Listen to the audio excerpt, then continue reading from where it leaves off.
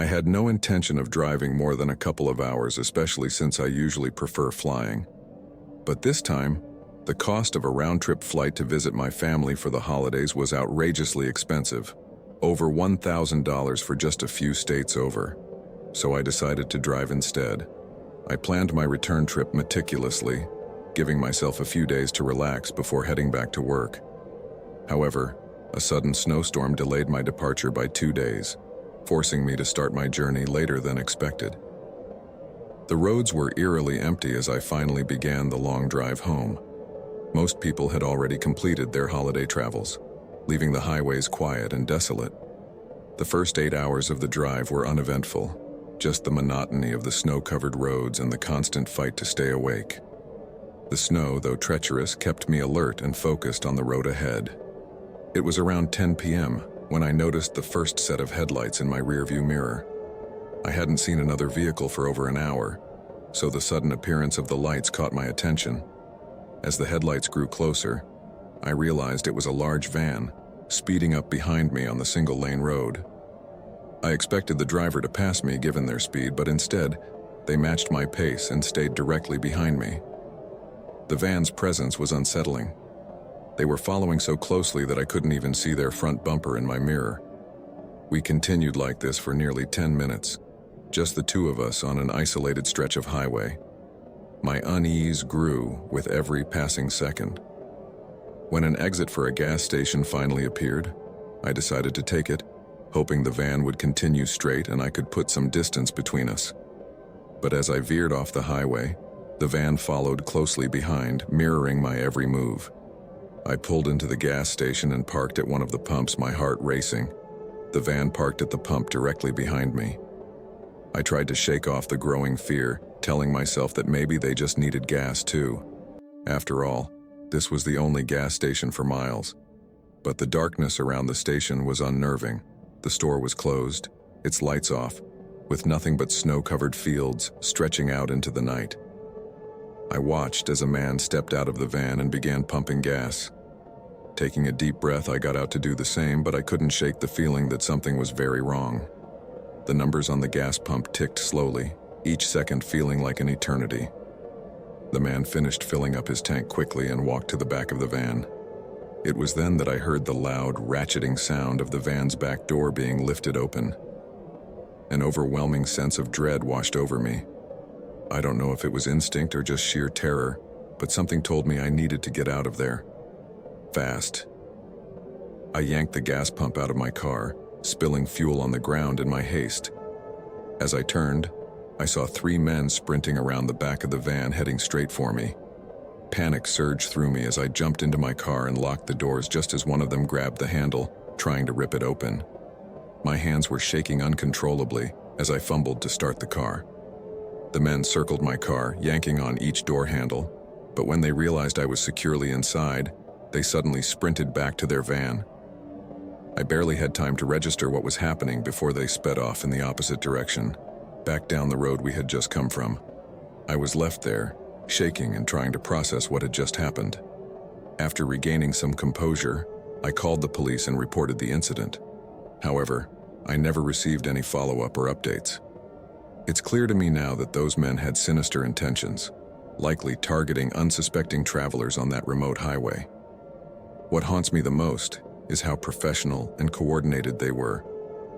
They fled the scene without hesitation the moment they realized I wasn't an easy target, as if they'd done it many times before. I can only imagine what could have happened if they had managed to get me out of my car. I share this story as a warning to others. Always trust your instincts and don't take unnecessary risks, especially when you're alone on a desolate road.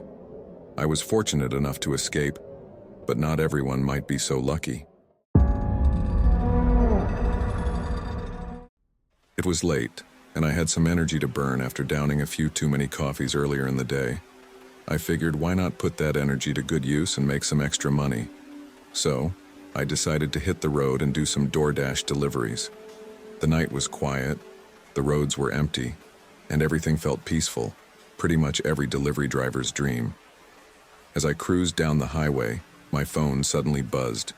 The name on the screen showed it was the customer calling. But before I could even answer, the call ended.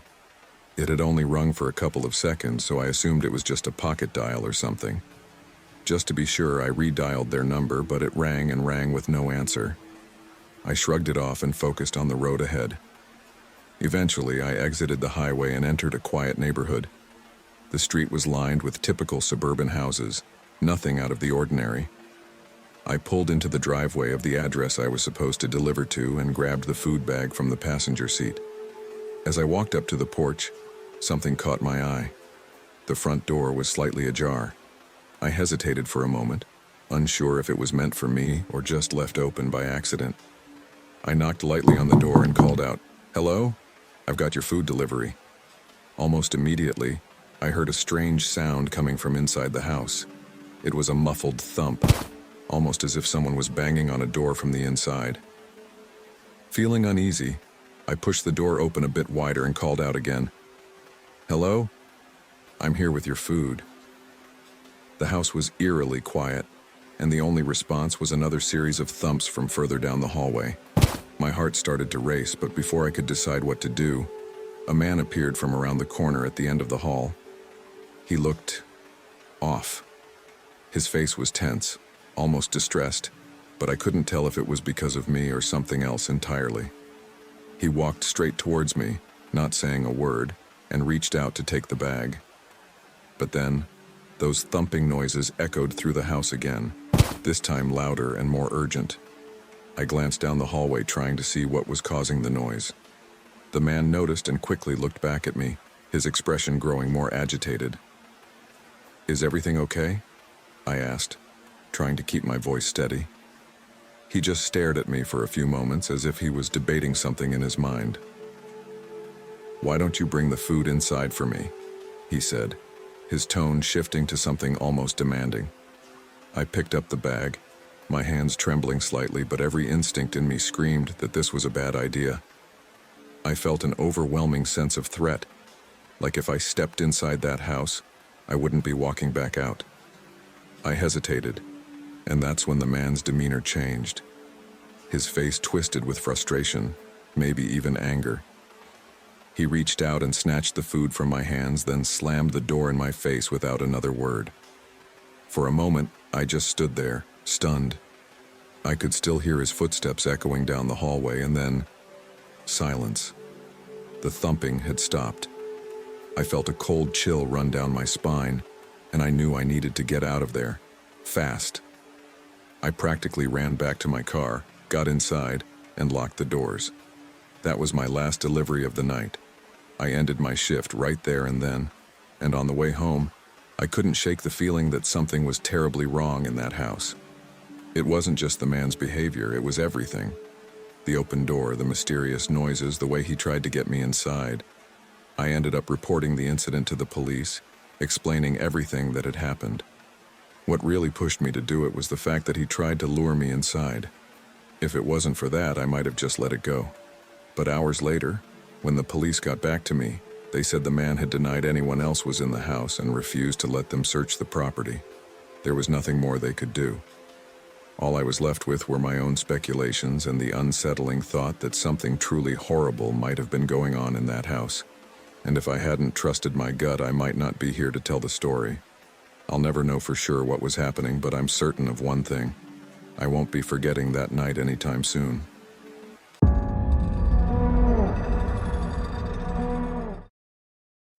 The rain was relentless, drumming against the windshield as I drove down 8 Mile. I could barely see the road ahead, the wipers struggling to keep up with the sheets of water cascading over the glass.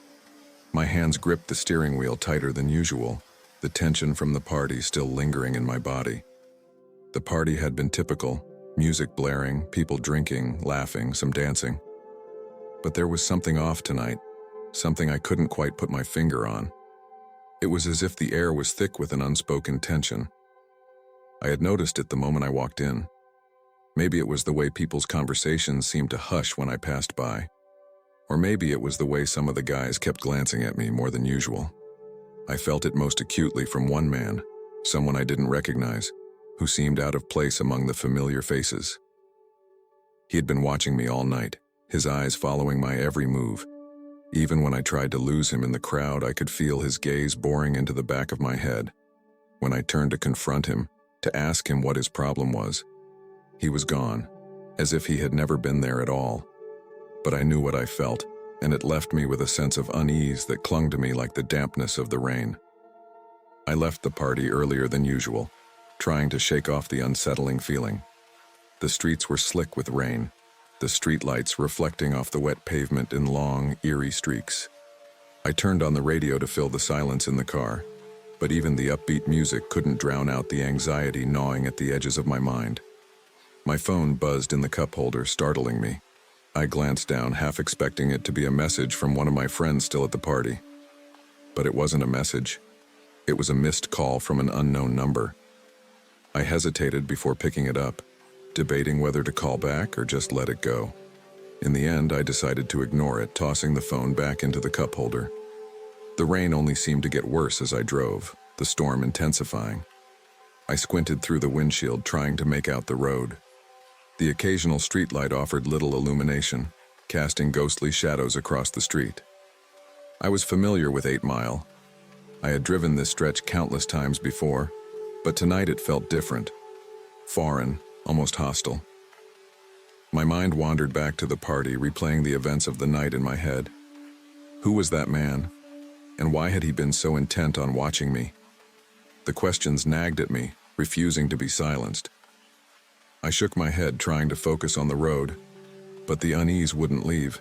It sat heavy in my chest, like a stone. As I passed a darkened stretch of road, I noticed a car in the rearview mirror, its headlights cutting through the darkness. It hadn't been there a moment ago. I watched it for a moment, expecting it to pass me, but it didn't. Instead, it stayed a few car lengths behind, matching my speed. My heart rate quickened. Maybe it was just a coincidence, just another driver heading home in this awful weather. But something about it didn't feel right. I pressed down on the accelerator, hoping to put some distance between us, but the car kept pace. The rain was coming down so hard now that it was almost impossible to see. I could feel my pulse in my throat, my breath coming in shallow gasps. I told myself to stay calm, that it was nothing, just another driver, nothing to worry about. But deep down I knew something was wrong. I turned onto a side street, hoping to lose the car, but it followed me, making the same turn. My mind raced, trying to think of what to do. Should I keep driving? Should I stop?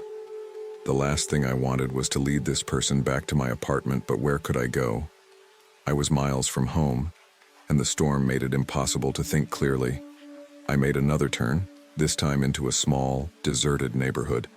The houses were dark, and the street was narrow. The car followed, its headlights cutting through the rain, casting long, eerie shadows. My heart was pounding now, my hands shaking on the steering wheel. I didn't know what to do, didn't know where to go. Panic was setting in. My breathing was quick and shallow, and my thoughts were a blur. I needed to do something, anything, to get away from this car. But every time I made a turn, it was there, always behind me, always following. I spotted a small alleyway up ahead, barely visible in the downpour. Without thinking, I turned into it, my tires skidding on the wet pavement. The alley was narrow, barely wide enough for my car. I hoped it would lead to another street, somewhere I could lose this person. But as I drove deeper into the alley, I realized it was a dead end. I slammed on the brakes, my car skidding to a stop. The headlights of the car behind me flooded the alley, illuminating the brick walls on either side. There was no way out, nowhere to go. My only option was to confront whoever was following me, but the thought of it made my stomach turn. For a moment, everything was silent except for the sound of the rain pounding against the roof of the car. I watched in the rearview mirror as the car came to a stop a few feet behind me. The headlights were blinding, making it impossible to see who was inside. My mind raced, trying to come up with a plan, something that would get me out of this situation. But before I could act, the driver's side door of the car behind me opened. A figure stepped out, drenched in the rain, their face hidden in the shadows. My heart was pounding so hard I could feel it in my ears. The figure walked slowly toward my car, their footsteps splashing in the puddles that had formed in the alley. I couldn't move, couldn't think. I was frozen in place, my hands gripping the steering wheel so tightly my knuckles were white. They reached my car, standing just outside the driver's side window. I could see them clearly now, their face still obscured by the shadows. I fumbled for the lock, my fingers shaking so badly I could barely grip it. But before I could lock the door, they reached out, their hand gripping the door handle. For a moment, everything stopped. The rain, the sound of my own breathing, everything was silent. Then, in one swift motion, they yanked the door open, and I screamed. But nothing happened. They didn't reach for me, didn't try to drag me out of the car. Instead, they just stood there, rain dripping from their hair, soaking their clothes. I could see their face now, and what I saw sent a chill down my spine. It was the man from the party, the one who had been watching me all night. He didn't say anything, just stared at me with those same intense, unreadable eyes. I wanted to ask him what he was doing, why he had followed me, but the words wouldn't come. Finally he spoke, his voice low and calm. "You shouldn't be out here alone," he said, his eyes never leaving mine. I didn't know what to say, didn't know how to respond. I was too scared to move, too scared to do anything but sit there staring back at him. He reached into his pocket, and for a moment I thought he was going to pull out a weapon, but instead, he pulled out a phone. He handed it to me, his expression still unreadable. "You left this at the party," he said. I looked down at the phone in his hand, recognizing it as mine. I must have left it on the table when I was getting a drink, too distracted by the strange feeling that someone was watching me. I took the phone from him, my hand shaking. "Thanks," I managed to say, my voice barely above a whisper. He nodded, then stepped back, letting the rain pour over him. "Be careful," he said, before turning and walking back to his car. I watched as he got back into his car, the engine roaring to life. He backed out of the alley, the headlights disappearing into the night. I sat there for a moment, trying to process what had just happened. My heart was still racing, my mind still reeling from the fear. But as I sat there, I realized something. The man hadn't been following me to hurt me. He had been trying to return my phone, trying to make sure I was safe. I had let my fear take over, had let my imagination run wild. I took a deep breath, trying to calm myself down. The rain had started to let up, the storm finally passing. I put the car in reverse, backing out of the alley. As I drove home, I couldn't help but think about the man, about the fear that had gripped me so tightly. Maybe next time, I wouldn't be so quick to assume the worst. But as I drove down the empty streets, the adrenaline still pumping through my veins, I knew that tonight was a night I would never forget.